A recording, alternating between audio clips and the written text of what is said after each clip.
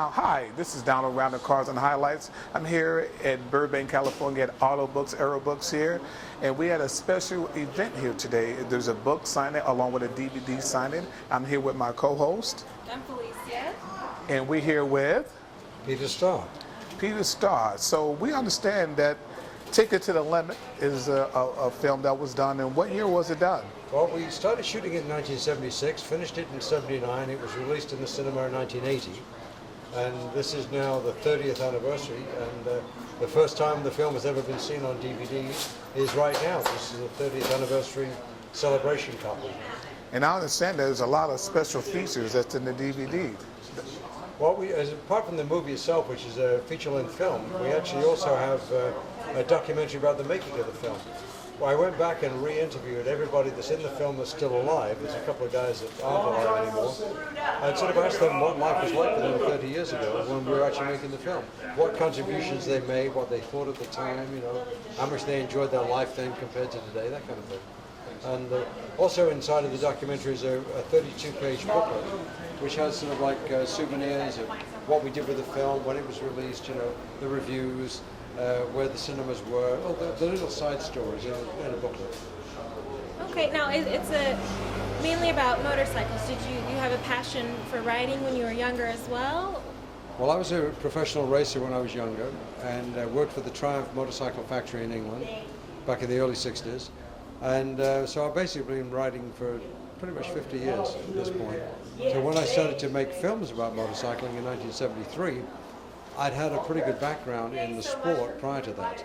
But from being a motorcycle racer in England, I came to America and became a rock and roll disc jockey on the radio. Did that for 6 years, then became a record producer in Hollywood. And it was through going through the record producing in Hollywood that I ran into motorcycling again, and that brought me back into motorcycling and into filmmaking. That's awesome. So you did a little bit of everything. Well, I've done a lot, but I've done a little bit of everything. But yeah, I like the challenge of doing things, and even though I may not have done something before, everybody has to do something for the first time. For the first time, you probably had to do an interview, right? Well, not the first time. Well, there is a first. No, so you had to have had a first. Oh, of course, of course. So you said, I can do that. And if you don't know how to do it, you figure out how to do it. And you get people around you that know what they're doing. Like there's a gentleman here today, John Bryant, who's a great film editor.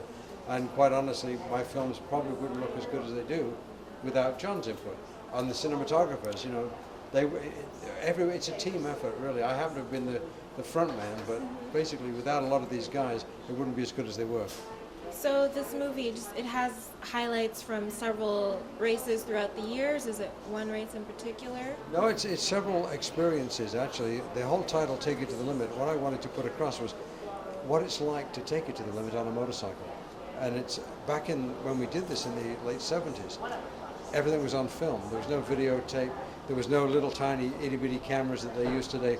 These were big film cameras. And to do what we did in those days took a lot of effort. It's a lot easier today, believe me. And when we were doing that and using these huge cameras, it took a relationship with the racers.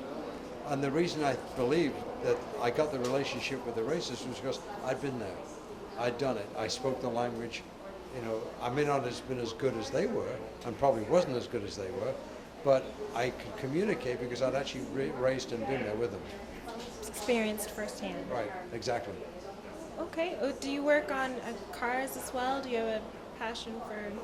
You've created movies on cars? Yeah, I've done some car stuff. I did a film back in that era called Hot Rods Cool Customs, which had a lot of good music at the time. John and Dean, Beach Boys.